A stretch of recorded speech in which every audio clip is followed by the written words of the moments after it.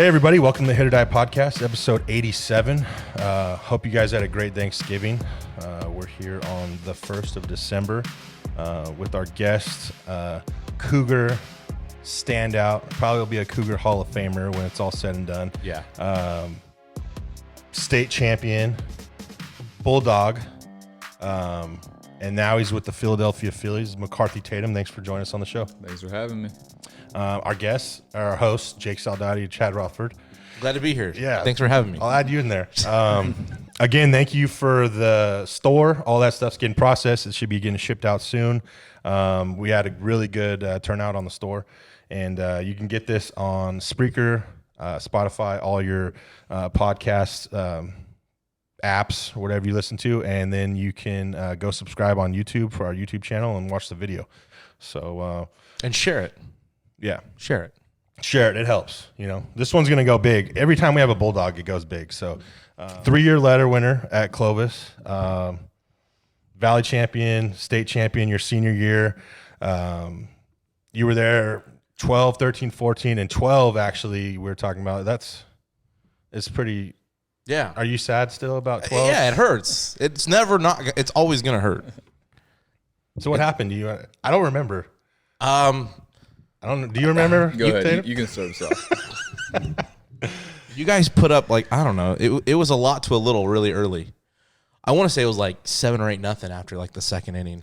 And you were at Clovis West. Yeah. And you guys probably have one of the best teams to ever come out of the area. Yeah, I think their 14 team was really good. And then James's team with, CP and the mid 90s and national championship teams, and those teams were legit. But maybe the best team not to win it. Yeah, that's fair. I think that's fair. Absolutely. Yeah, we were 28-5 and I think 13-2 in the track. Yeah. It was a pretty loaded ball club. But again, that was our 5th time, playing them, and I still blame Bakersfield in the playoffs round 1. Was it or North Bakersfield? It was North Bakersfield. I don't know. I wasn't there. I think you guys played North Bakersfield at home, and they were winning like 1-0 in like the 6th. Yeah, we were winning a Valley title, and no, we weren't. We were losing one. And I think somebody on their team booted a ball, and you guys ended up winning 2-1 or something like that. And I was like, shit. Here we go. Number 5, and then Michael Fain was legit, and you guys hit the ball real well, and. You being a young guy, and Gatewood, I think, being sophomores, just didn't play like young kids, didn't play like sophomores. So, and then, at least they lost in the Valley. You guys lost in the Valley. Yeah, Bullard got us that year. And that game was pretty tight there for a while, too. It was. Yeah, some costly mistakes, but that's baseball. So. And then, All-State, too. Mm-hmm. All-State player. And then, I was, we played them in 14 at, I want to say Gamboa threw against you guys, and I think we lost 1-0. 1-0 at your place in the Coca-Cola Classic, and I'm not gonna lie, I was very impressed with you. I thought you had the size, the ability. I would have said you would have gone higher in the draft that year as a senior, but I just, looking out on the field, you can tell that right side of the infield was a little bit different than a normal high school team. Yeah. But yeah, I just thought I was thinking you'd get drafted higher than 20. You probably did too, going into it. But in high school, I didn't really have a whole lot of expectations about playing pro ball. I was focused on Fresno State because I signed my letter there and I was all in. But once Jake came to our school, all the scouts started coming, and I was like, okay, maybe like they're gonna come watch this guy, but they might see me as well. So I kind of turned it up another level. I had a little chip on my shoulder. This small town guy trying to win games and get his name out there. So that definitely helped. Like I said, I had no expectations whatsoever to be even drafted, and then I get a call, and the Minnesota Twins picked me up. I was like, all right, let me talk to my parents, see what we got. And then I ended up not taking it and going to be a Bulldog. Now you were a dual position guy. You were the pitcher and played third. Where was your strength? Did you like hitting, or did you like having the ball on the bump, or when you were going to Fresno State? Was there What were there talks of? In high school, I loved pitching. Well, weren't you the ace? You Yeah. and Mott? I would say Preston was. Preston was? Yeah, but I was definitely a number 2. Still a good one too. Yeah, absolutely. But I just love pitching. I mean, if my arm didn't feel how it did in college, I would definitely want to do both. Hitting, I mean, who doesn't love hitting, you know? But when I got to Fresno State, it was talked about. Bates is always like, this is going to be hard to do. You got to throw bullpens. You got to take your ground balls at third. And like, we just came to the conclusion I wasn't throwing hard at the time. I was throwing like 85. So it was like, oh, all right, I'll play third. And then my last year, actually, I was throwing a little bit harder. I don't know what it was, high 80s, whatever. But threw like 10 innings there, and then finally got back. Felt good to get back on the mound a little bit. I was the Tuesday starter against whoever for like 2 or 3 innings, and I was out. And then I would DH, but it was super fun, super fun. Now, go into that process real quick. We'll just backtrack to the Fresno State. Being recruited, were there any other schools that were on the list? Did you want to be a Bulldog, being a hometown guy? Yeah. And how that was just being with Bates on? Absolutely want to be a Bulldog. I think every kid growing up here wants to play for Fresno State and be a Bulldog. But I went on an unofficial visit to Cal Poly my sophomore year. Talked to them about it. Offered, this is what we could give you, whatever. The money wasn't there. My family, that would be a big dent. So I kind of couldn't do that one. Then my next was Fresno State, and very affordable. Bates gave me a good offer, and I wanted to play for Fresno State, and just said, let's go. My junior year, I was all in. So took a lot of weight off my shoulders, you know, just to play.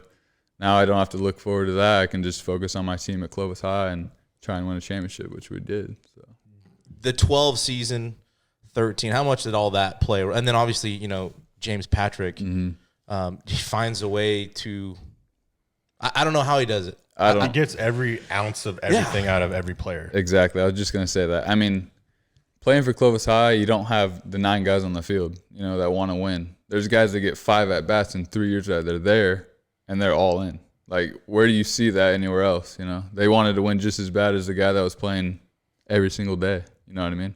So I think that kind of culture that Coach Patrick built there is just unbelievable. And then the pure just grit and toughness that Clovis High, or that James Patrick installed in that program and to his players is just on another level. Was that something that you guys, I mean, as a kid growing up through that program or seeing that program, going to camps and all that, I mean, was that something instilled and learned early? Absolutely. Yeah, it's either you better be tough or go to a different school. You know what I mean? And I love that. I think when I coach one day, I'm going to install that in my team too, because I could really care less your physical ability. If you want to be there, you want to help the team win, and you're tough, all right, you're my guy. You know what I mean? So that's what Coach Patrick and then Batesville as well, that's both their top qualities, and I just love that. So how surprised were you that Coach Patrick went out on top? I'm not surprised at all. Yeah. I'm not. I mean, the team was doing subpar. And until after the last Easter 3 Classic. weeks, The yeah, last 3 weeks of the season. Exactly. So I think that they just played for him, and a lot of things happen when you care, you know. Maybe you don't have the best talent, whatever, but if your mind's in there, your heart's in there, shoot, you can win. That's just how it is. Yeah, I think when I was at Clovis West, so going down the stretch, we had them for the the 2 senior day games, and then going into playoffs, it just seemed like a different, like they were not going to lose for him. Exactly. There was no way they were going to let him lose his last game. So it's kind of like a Cinderella story to go out. That's awesome. Yeah, I mean, and coaching against him and seeing the way he has, or his teams even from the 90s all the way up, it just seems like consistently that's just every Clovis High team that, you know, they're fighters no matter what. Well, it doesn't seem like he changed. Right? No. He stayed the same guy ever since I'd been around or played, you know, back in 2000, 2001. It was the same intensity, the same motivation, the same drive to win. And while kids may have changed or the times may have changed and, you know, there's more access to other things, he kind of never changed. His philosophy stayed the same. And when that guys culture. Buy in, it was proof in the pudding, man. Yeah. It's not broke, don't fix it. Right? That's right. Yeah. So in 14, you guys get to the Valley title game, which I got to go to. And talk about the track, but like Buchanan. Oh, man. Around here, it's a tough league. It's a very, very good league in pretty much all sports, let's be honest. But for Clovis High, you know, who's the battle? Man, I have to go with Buchanan. I mean, they always look at their roster. Every year they have X amount of D1 players. You know, like you want to beat them. They got the best talent. Obviously, it's on paper, but what's on paper and what's on the field is different sometimes. So, I mean, every year I was there, it was always us two, and then North close second. Clovis West was in there, had a few good players, but I mean, I think the main thing of Clovis High is that we were a team. You know what I mean? We had a couple guys that were playing past high school. A lot of our team didn't even play past high school, you know? Like, that's the great thing about baseball. You know, it doesn't matter how good you are. You got to apply it. You got to play as a team to win. So, I mean, that's what we did all year. I mean, we had, I don't even know, 4 or 5 guys that played after high school and went 33-5. I mean, not too many teams do that. So, I think that just shows you how bad we want to win for each other, for Coach Patrick, for Clovis High. I mean, I couldn't be more grateful to be a part of that. Yeah, and how did that help you get, like you were saying, Batesall's kind of that same mindset? Because let's be honest, some guys are afraid going in there, and some guys aren't cut out to be a Bulldog nowadays. I agree. So how did that help you going from one legendary coach to another? I was ready. Whatever happened, I was ready. I could take it on the chin, go on to the next day. You know, most people, they throw in the towel early. You know, they don't really dig deep and see what they got. So that's what I love about Fresno State too. I mean, or Coach Batesall in general. If you're not cut out to be a Bulldog, he'll tell you, and you'll figure it out quick. So I mean, for me, guys on my team, I want guys that are tough. I want guys that want to win, and Batesall does a good job of weeding those guys out. So that's why Fresno State's always a good team, because there's guys there that are tough and want to be there and want to win. So, I mean, kudos to him. And it's proven that it's not always the most talented team. Never. You know, that it's like you said, it's the heart and desire to win and play for a coach. Just having the right players. Yeah, I mean, 08's the perfect example, them doing what they did in 08. And that's the culture, and that's been instilled in that program. And I think that's when we talk successful to everybody about recruiting and going places. That's where, you know, that's one of those things that fits into the fit part, right? Do I fit in that mentality? You know, and I think Coach Patrick's kids and even Donald's, all those Buchanan guys, you had a lot of Buchanan teams. A lot. They adapt well to that style and high IQ. They're just they practice at a different level. They play at a different level, and when they walk in, they're ready to go. I think it's a little of that old school mentality of the discipline and being accountable for your actions. Yeah. And, you know, Coach Donald at Buchanan and Patrick, they had that where that was their culture since they've been there day one. A lot of the other coaches are newer and had to adapt to the new types of culture and the way athletic directors kind of run the show and stuff. Yeah. But with those coaches being more old school and being there and established, I think they got to not change who they were, but keep that. And that's why those programs are as successful as they are. And that's like Batesall. He doesn't adapt. He is, this is the way we do things. This is why we do it. And this is why we're successful. Exactly. And the proof's in the pudding. With how many big leaguers they have and how many championships they've won. And, you know, so, I mean, it's hard to knock Batesall or Fresno State. And that's why I wish more guys had the mentality you did. I wanted to be a Bulldog more than anything. And unfortunately I didn't get that opportunity, but you're right. Guys should grow up in this area wanting to be a Bulldog, wanting to play for Batesall. Not only to be a baseball player, but he prepares you for the toughness of what you have to deal with after baseball. Exactly. Is there any instances that you can remember where he tested you like to the brink? I gotta ask. And if you don't have to, we could talk about this later. But, okay.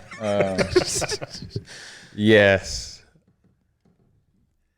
For the camera's sake, no. Okay. But We will talk about it yeah, later. I think he's a great guy. He knows what he's doing. I mean, it just shows right there. I mean, for example, for me, for Batesville, it's not all about baseball, like you said, right? It's about growing boys into men, stuff like that, getting the education.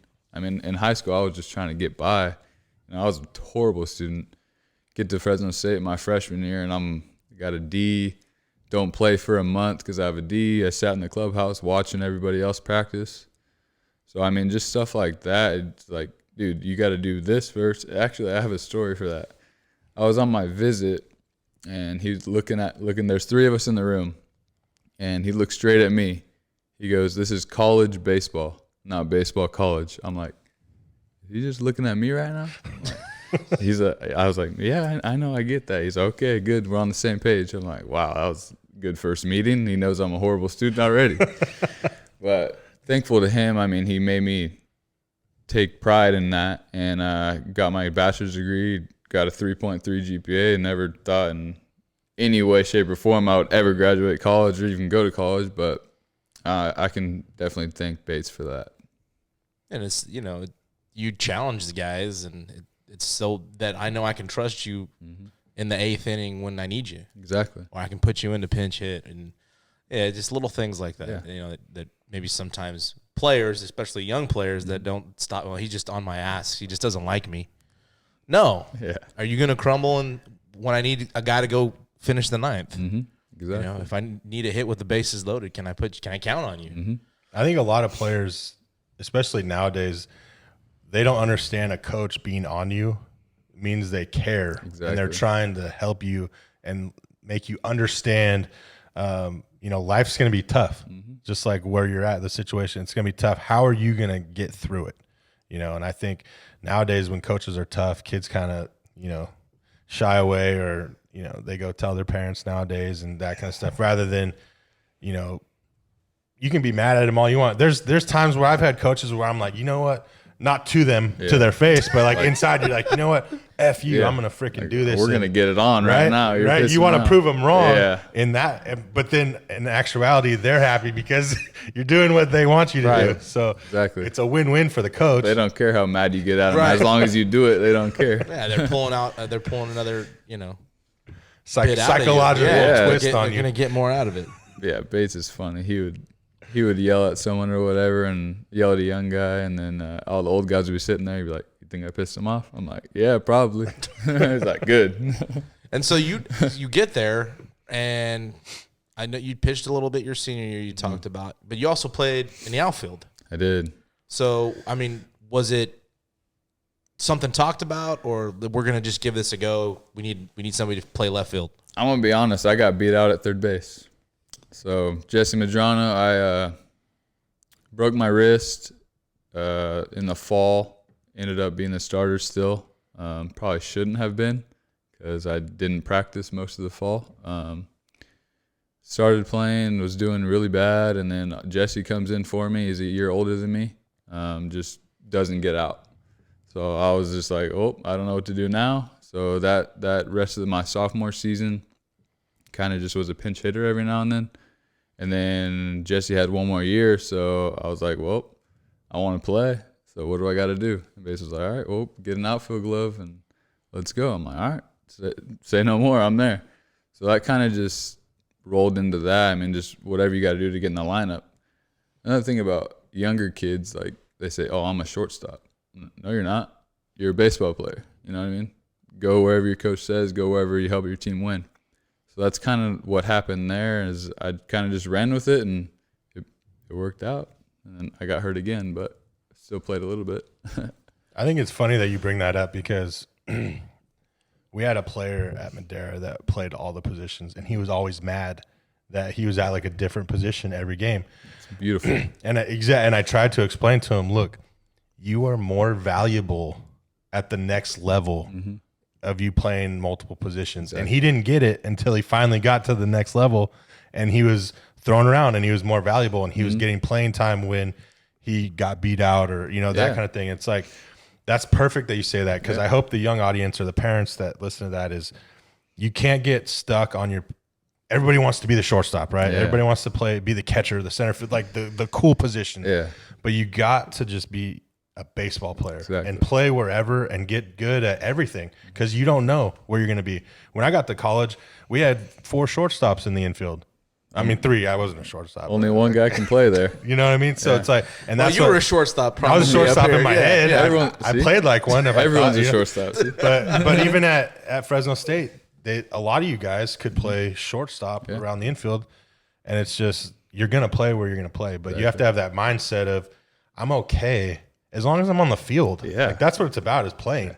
So I'm really glad you said that. For sure. Well, so far I'm hearing things that we haven't talked about ability or talent once yet. No. And so what would you tell like these kids that are not only D1 or bust, but the kids that can play D1? What can they expect, especially at Fresno State? Yeah. The only thing I can say is just work harder than the guy next to you. I mean, there's thousands of kids that will want to play Division I baseball. You know what I mean? Even at Fresno State, like kids get there and they're ungrateful. Like you should be grateful to even be here. There's hundreds of thousands of kids that will take your place tonight. You know what I mean? So I think just like beating a dead horse, but work hard and you can control that. You know what I mean? Baseball is an uncontrollable sport. You can't control where they throw it, where they hit it, whatever, but you can control how hard you work and how prepared you are for that situation. So I'm a guy that I can care less how good you are right now. You know what I mean?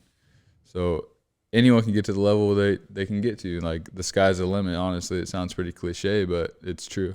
So that's all I got to say. No, I agree with that.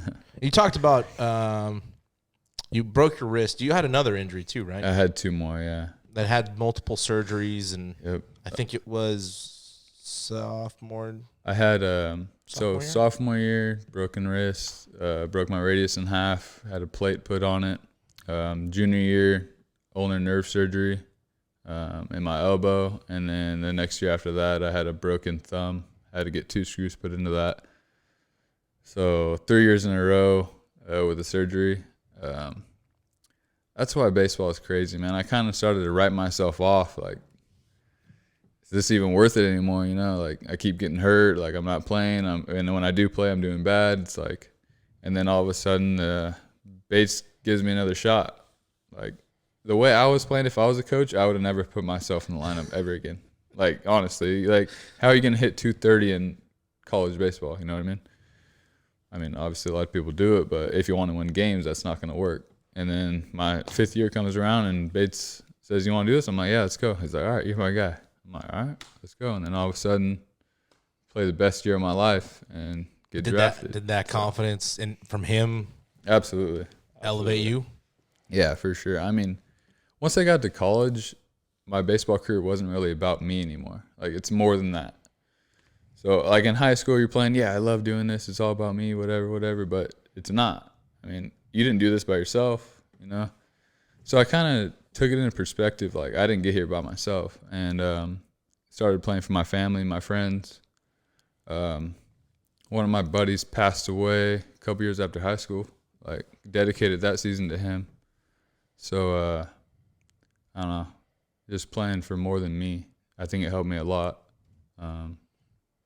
It's bigger than yourself, I guess you could say. That seems like one of Batesall's things, though, Yeah. at Fresno State. That's not about you. It's about us. 41st, I'm sure you heard that. So, I mean, but that's, like you said, injury after injury after injury. You got to almost sit back and be like, is this even for me? Yeah. You know, there goes depression. It happens. You know, there's so many mental and psychological things that can happen to a person during that time. And you were there fighting through it. Yeah. And then Batesall, you know, the trust and having that, because I guarantee you he saw something in you. Yeah. You know, that kept you there for him. Well, he talks about makeup. Yeah. You know, and obviously he saw more than just 220, whatever. Yeah. You know what I mean? And that's why I said that confidence, like, wait a second, I hit 220. What are you talking about? Plus he knows. Guy, you know? He sees injuries. Yeah. He knows there's reasons for things. And I mean, it's not his first time doing something. Oh, yeah. So, I mean, he's probably thinking like, okay, he's finally healthy. Yeah. We're going to get the McCarthy Tatum that we've wanted this whole time that hasn't been injured and all that. So that was definitely it just kind of made me mad. Like it's my shot now, and then boom, surgery. It's like, come on, dude. Like, because in high school I didn't get hurt at all, not one time.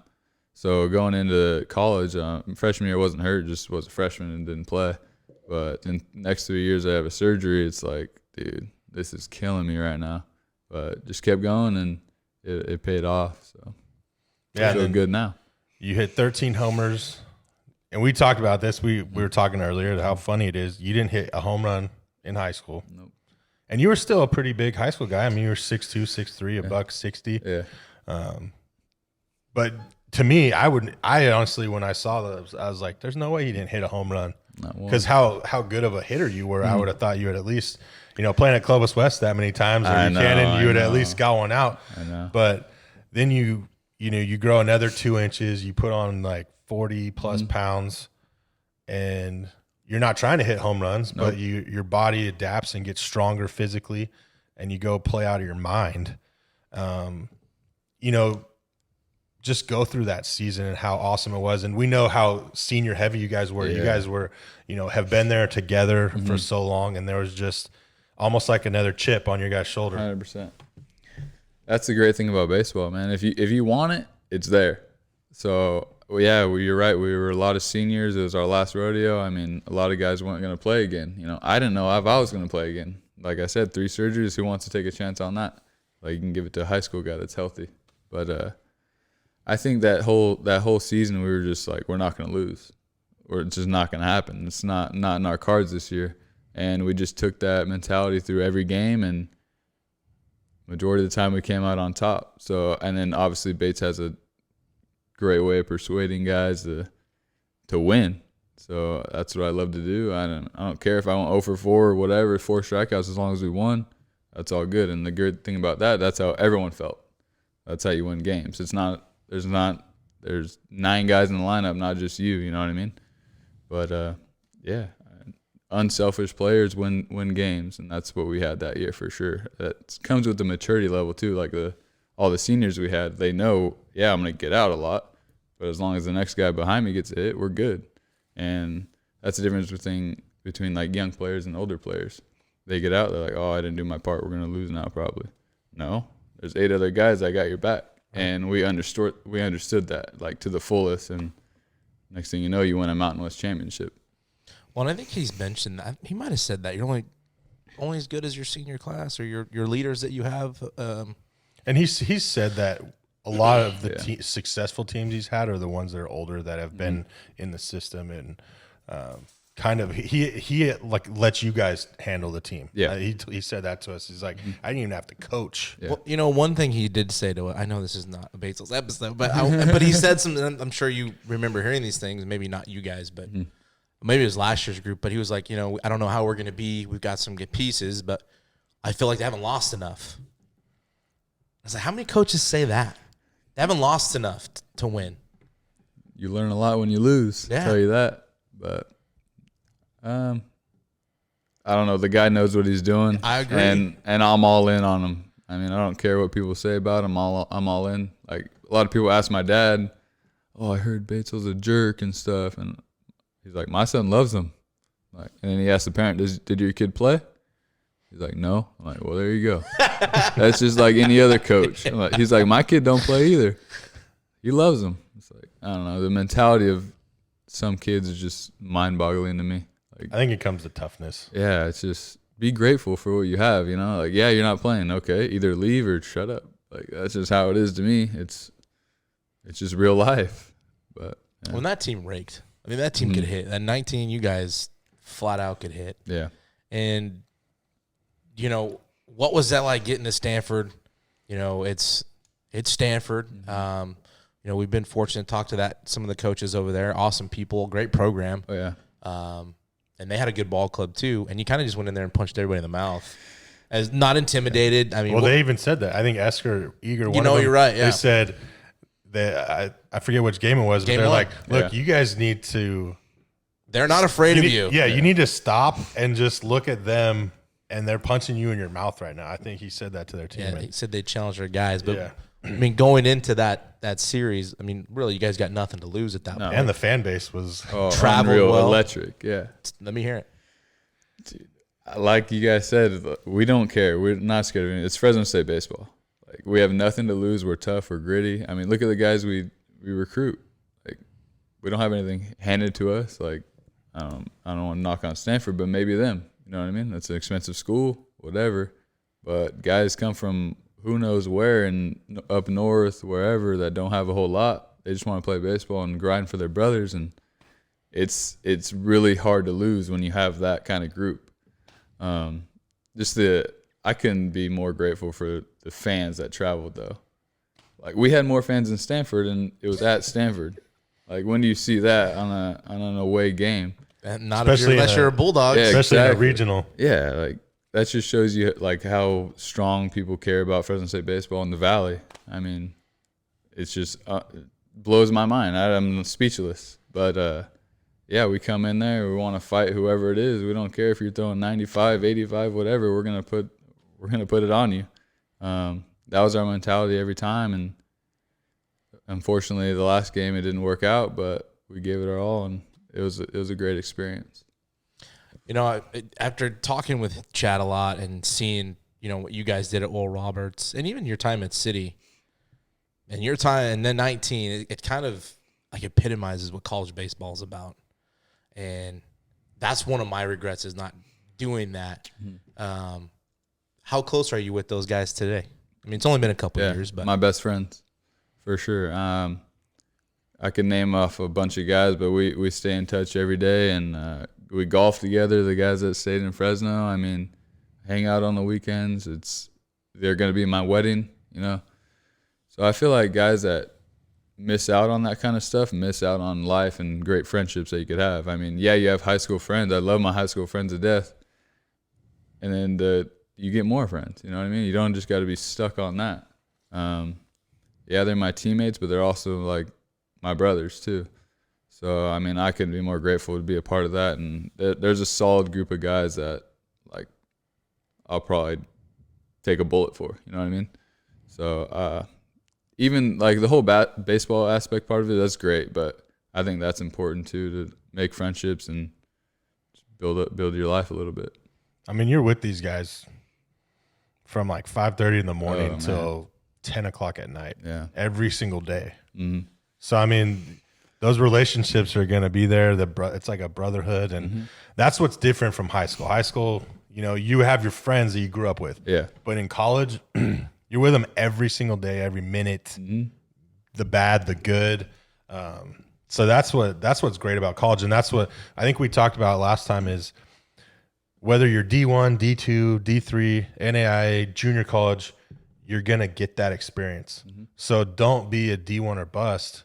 I think you said it. You're going to have that college experience with your brothers. Yeah. It shouldn't matter because the baseball, at the end of the day, when you're out of college, a lot of the stories aren't even about the baseball. Well, this game doesn't care about your ego. No. We've all struck out before, right? We've all made an error. Who cares where it was at? Yeah. Right? But those guys in the dugout and like you said, weightlifting, school, when you're hurt, who's picking you up? Exactly. That stuff's irreplaceable. You can't replace that in those moments. No, and those memories are we're fortunate enough we didn't have social media. But then again, it's like it would have been nice to have those memories on social media, but then again, it's not. So but those are the memories we talk about. You don't you talk about the baseball side, like, don't get me wrong, but a lot of the memories are what happens outside of the field. That are going to last forever. Talk about a game for maybe 5 minutes, and you go on rambling about stories for hours. You know what I mean? Everything that had happened off the field. Yeah, nothing to do with being on the baseball field. So, how much did you guys? Was it joked about when Nogales? Oh man, ripped open the moose. It was so funny because wasn't that like a top 10 thing on SportsCenter? Yeah, he went viral for that. I mean, that just shows you how electric, like the guy's ripping his shirt off, you know what I mean? That just shows you how electric the atmosphere was and how much that game meant. And I don't know what he did, hit an RBI double or something. Yeah, he went oppo right down the line. Yeah, I mean, that's the good stuff right there. Yeah, we talked about that for a while. After a while, he was like, all right, guys, like, give it a rest. It was the heat of the moment, whatever. But it was funny because he's got that hairy chest and stuff. It was a good time for sure. That's funny. I love it. And then you get drafted, right? You go through all that stuff, the surgeries, the thinking of is it over, to Bates is like, let's go. And like you said, you had the season of your life. I think you led the Mountain West in hitting. Co-player of the year, first team. Alternating and regional. 27 multi-hit games. Pretty crazy. How did that process go with the draft? And did you know who was on you, who wasn't on you? Yeah, I knew I played well. Draft came. Yeah, there was people talking to me. I had those little envelope deals, the letters. I filled out quite a few of those, and I was okay. Maybe it's not over. Actually, the one team I didn't get an envelope from was the Phillies. I never even talked to them once. And then all of a sudden, I see my name pop up on the TV, and 30 seconds later, I'm getting a call from my scout. It's like, oh, the Phillies, I didn't even talk to them once. All right, what's up? Oh, thank you very much. I appreciate it. The whole spiel. And I was just grateful. I remember I was tearing up in my room. I was like, this is crazy. I was not expecting this at all. And here we are.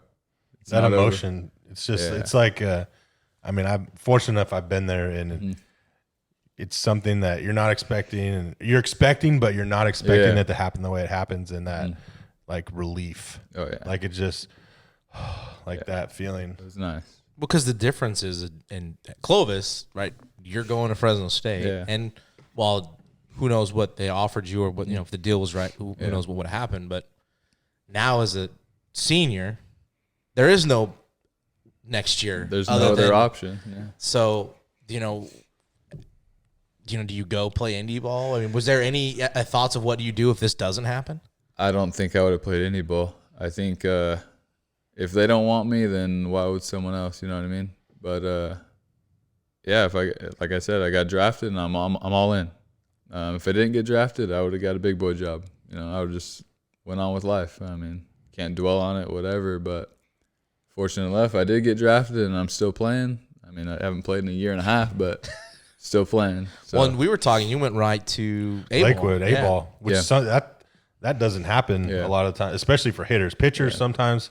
But for hitters, you didn't go to short season, which is normally where the drafted guys go. I did go to short season. I skipped rookie ball, and I went to short season. I was there about a month, and then hit well, played well, and then I got moved up from there. We've asked a lot of people this question, and kind of everybody's different. You leave the college game, right, very tight, very team oriented, into something that's very individual, while including a team. Yeah. How is that for you?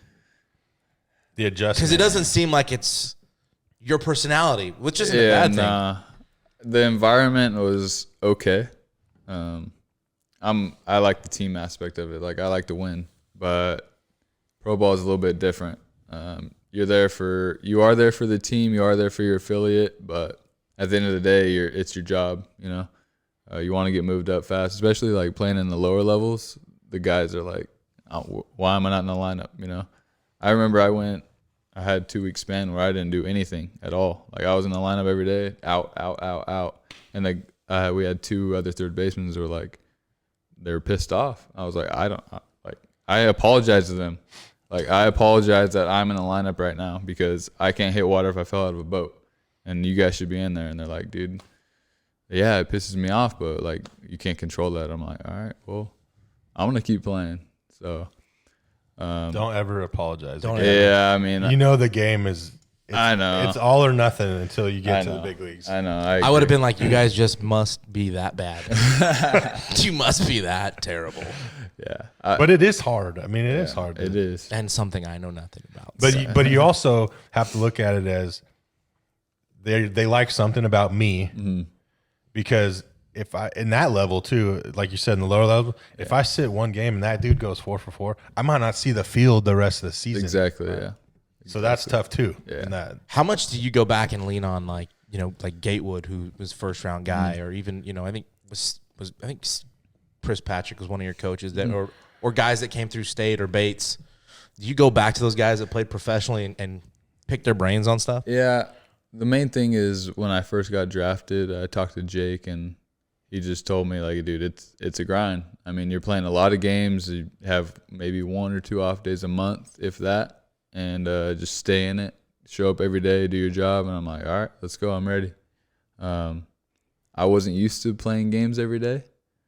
We played, four games a week. So that was different, and especially the travel. The travel it was unreal. We'd play a game at night, leave that night, travel overnight, sleep on the bus, and have to play the next day. It's like, okay, how are we getting our recovery? There's no recovery. We're sleeping on a mattress, like that's that thin on the bus, or sleeping in a chair. It's like, whoa, how am I supposed to perform when I have this kind of recovery? I mean, there's no excuse, but it's like, dude, come on, you got to help me out a little bit. But when I got called up, actually, we were in Maryland, and I was playing in short season in Pennsylvania, and we got done with the game at 11, drove about however many hours. I got home at like 3 in the morning, and my flight was at 6 a.m., and I played in the game at 11. In the morning? Yeah, in Lakewood, New Jersey. So I had 3 30-minute sessions of sleep, and then I played in the 11 o'clock game the next day. You went 4 for 4. Nah, 1 for 5 4. home runs. I did get a hit, though, 1 for 4. Take it. Yeah. I got to go back to Fresno State. Okay. So you guys get fined for certain things, Mm-hmm. especially with interviews. Yep. Did you ever take a hit on a fine? I don't think I said my name too many times. That's why I'm not very good at this. I don't know how to say I. For those, what are the rules for those that I think we've talked about it before? But if You say I, me, or my, that's $1 every single time you say it in an interview. It's all about the team. It's not about you. were there guys that got tallied up pretty good? Absolutely. You have guys that just threw a CG, like, what pitches were working for you? Oh, my slider this, my slider that, and like $. Then they finally figure it out. It's like, it wasn't just me. My defense was there. You know what I mean? It's stuff like that Bates tries to incorporate in us. And I think as you get a junior and senior, you know your interview is spot on. It is spotless. Well, yeah, and you even see guys like Judge or Luplo that do interviews. They don't ever talk about themselves, Never. even in the big leagues. Never.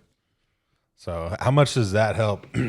Like, how much did Bates all prepare you? As hard as pro ball is in minor leagues and that travel and stuff, but that also has to come with mental toughness. Oh, yeah. So how much did that prepare you, just him? I think I can take on anything. You know, no matter what a coach says to me, no matter what I go through, I think now that I'm older and I've gone through Fresno State and with Coach Batesel, I think I can handle pretty much whatever. And I don't think too many guys can say that. But I think if you go back and talk to all my teammates, they can say the same exact thing. Not too many coaches get out of their guys what Coach Batesel does, on the field, off the field. So I couldn't be more thankful for him. Honestly, he made me into a man. Obviously, my dad did as well, but Batesel and my dad are definitely two of my guys. Yeah. Do you have any like specific moments at Fresno State that like are your favorites? Just Now that you can say stuff about yourself? that I did? Anything. Sure, anything. Be team wise. Those are probably more fun. You're not getting fined on this show. Yeah, No. you're right. We have a deal with Fresno State. Bates will text him and he asks for $1. I mean, just winning. Like that senior year couldn't have meant more to me. I mean, I didn't know if it was my last time stepping on the field, and same for a lot of other guys on that team.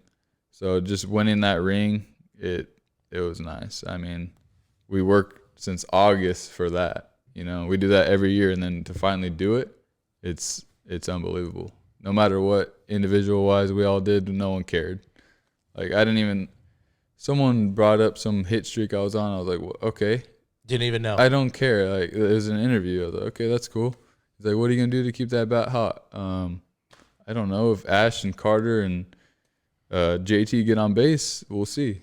You know, I was like, I don't know. I don't care. I want to win. That's how it is, and that's how it's always going to be. And who cares who it is that that goes, comes through that day. Exactly. That's how you win games. That's how we did it. Well, I think we had, I want to say 10 guys drafted. Yeah. 10 guys. And a first rounder. It's crazy. I know. But again, that's the recipe seems to work. And even, like we talked about with James, while the game's different at the high school level, the mentality doesn't change, and it wins. It's proven. Yeah. Look it up. Who knows? How have you been doing with all, since you guys had nothing in 2020. Did you guys even get to go to spring training? So I was in spring training 7 days, played baseball for 4 of those days. And the last 3 were in a hotel the whole time. So I've had 6 at-bats. I got 6 at-bats while I was there.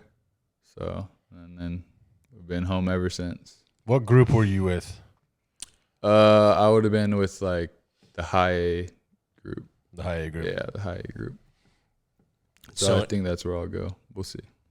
Yeah, no word as of to what's going on. Are you guys still getting paid in the minor leagues, or when did that stop for you guys? September 5th it stopped. September 5th. So, yeah, we're not getting paid anymore. It's regular off season now. Yeah. Even though we've been on an off season this whole time.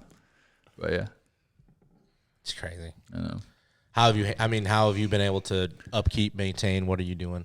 Going to the gym a couple days a week, bullet performance training, then I'm hitting as well. Starting a throwing program this week. Did they send you anything? The Phillies? No. They didn't send you guys anything? I'm gonna start doing it with my buddy Connor Lopridge. He's got a throwing program, so we'll just do that.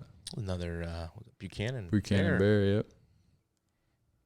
I'm surprised they didn't send you because normally after they send you with a packet for like your off-season workouts and stuff. They gave us a hitting packet, but it only lasts about 6 weeks, so that's over now. So now it's just freestyle mode, I guess. Get ready. Good luck. Yeah. See you in March. But you guys, a lot of the pro guys and college guys, you guys are kind of doing some live ABs and stuff. Yeah. We're gonna start that up pretty soon. I don't know how many arms we'll have, but there's probably 8 pro hitters or so that are ready. If we can get the Fresno State pitchers in there, I think we'll have a pretty good lineup going on.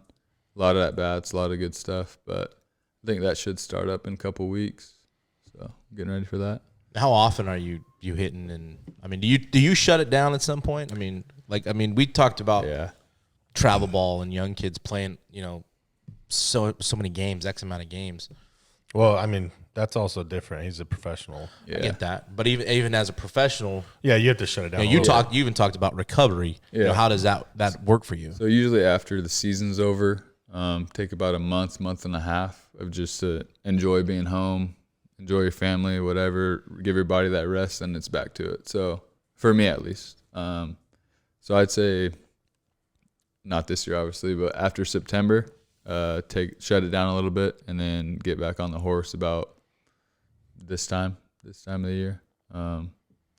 But this whole off season, I don't even know if I should rest or not. I have nothing to go back to. I have nothing to rest for.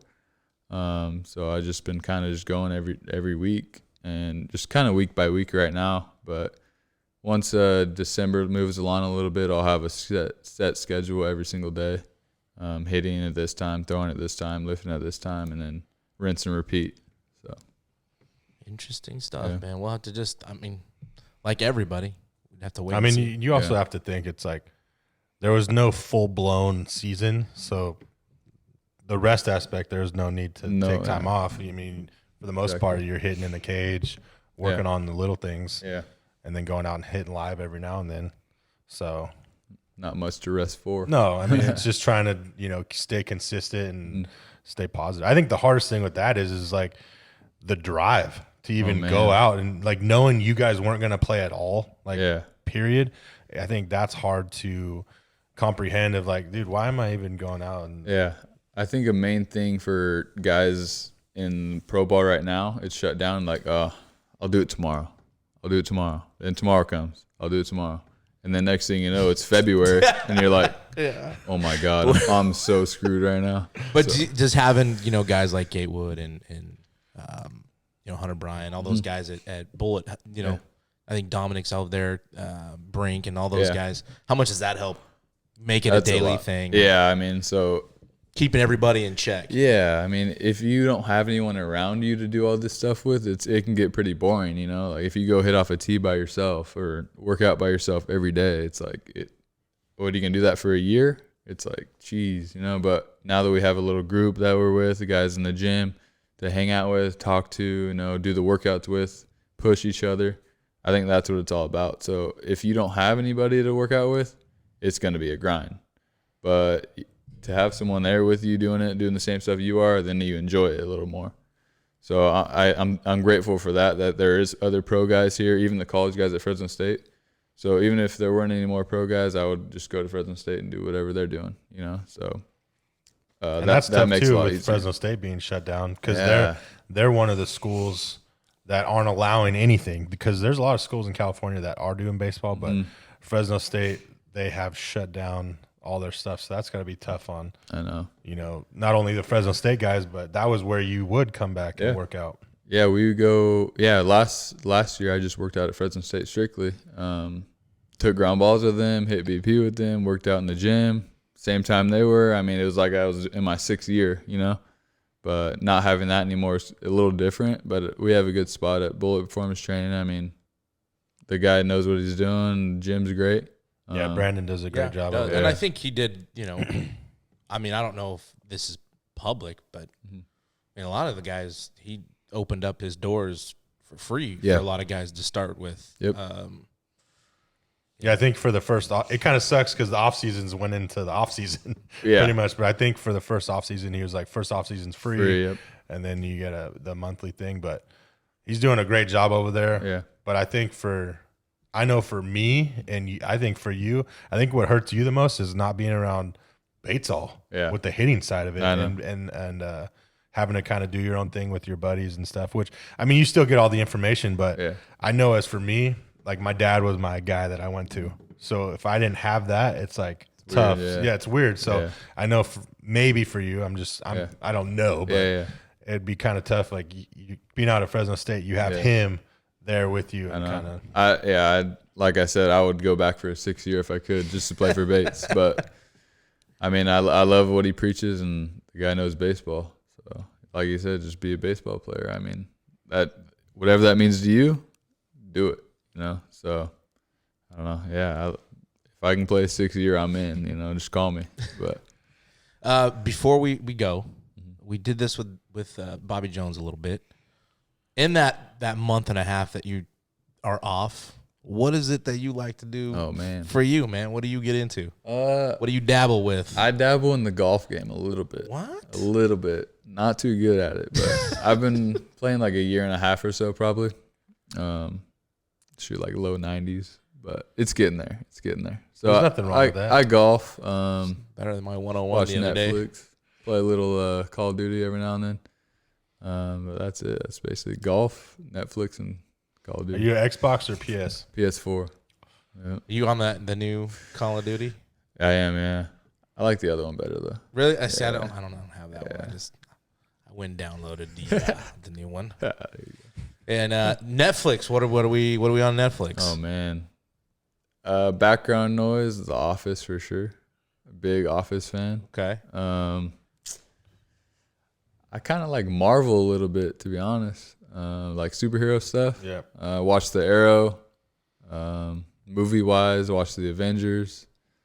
There's a couple different shows like The Flash. Like I'm kind of geeky like that, That's but I like Hey, it. I like that stuff a lot. So I watch that. A little NCIS, you know, but yeah, a little bit of everything, a little variety. If you weren't playing baseball, what would you be doing? Oh man, straight out of high school, I would be a roofing contractor with my father. That's what my brother's doing right now. If I wasn't doing that, I would like to go into firefighting. So maybe after my baseball career, maybe I'll do that, or coaching. So those are my 3: be a roofer, coach, or a firefighter. So Not bad. yeah. Coaching sounds like the most fun. Yeah, that'd definitely be the easiest. The other 2 are a little harder, but I like hard. So Well, it sounds like, I mean, with your dad being a roofing guy, it sounds like, you know, he didn't put up with a lot of crap No. when you were growing up. So you were kind of had that mentality already. Yeah, I'm sure like you I have a said. little taste of that life too. Yeah. My dad started it when we were young. I mean, you're not going to be soft. You know, you got to be tough. Life comes at you fast. So I remember, I'll tell you a quick story. My dad, he played baseball till about junior year of high school probably. And then I come in, I'm starting to play a little bit.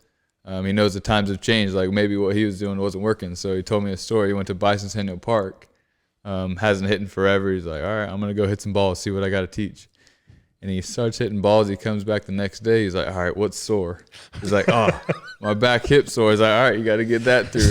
I'm like, all right, whatever works to teach, I'm going to do it. So I thank my dad a lot for getting me on the road I'm on and keeping me on it. Honestly, he's fed our family since I was 0 years old. So, I mean, can't be grateful enough for my dad and the situation he's put me in. My mom as well. Love it, man. Cool. Another good, humble guy. Well, thank you for doing this, man. I know we look forward to hopefully a 2021 season and seeing you get after it. And big fan ever since high school. I always liked the way you played, even though we me lost. too. Appreciate that. Yeah. He was tough. I mean, what I liked about you is you went about your business. It was like you were good. You knew you were good, but you didn't let everybody know that you thought that way. So that's what I thought you were. I was like, he's a ball player. Yeah. He's that's the type of guy that I want my guys to look at and be like, that's how you act when you know you're good and you are good. You act like it's just, everything's okay. Like everything's the same. So that stuck in my head, and that's not even the ability side. That's just from my knowledge and playing experiences. That's what I look for. And so respect wise, I respected that out of you. Thank you. You know, being the type of player you were, and hopefully it goes forever. Hopefully, you know, obviously we'll get to talk to you more, but hopefully one day we're talking to a big leaguer. Yeah, hope you know. so. I know you have the tools, and I know Bates all believes that too. I've talked to him about it, but you know, we appreciate you coming on. Yeah, no problem. Thanks for having me. Oh, no worries, man. Well, again, make sure you subscribe to the YouTube channel. Get the podcast on Spotify, Spreaker, iTunes, iHeartRadio, a bunch of them. And that's episode 87, McCarthy Tatum, HIT.OR.DIE podcast. HIT.OR.DIE.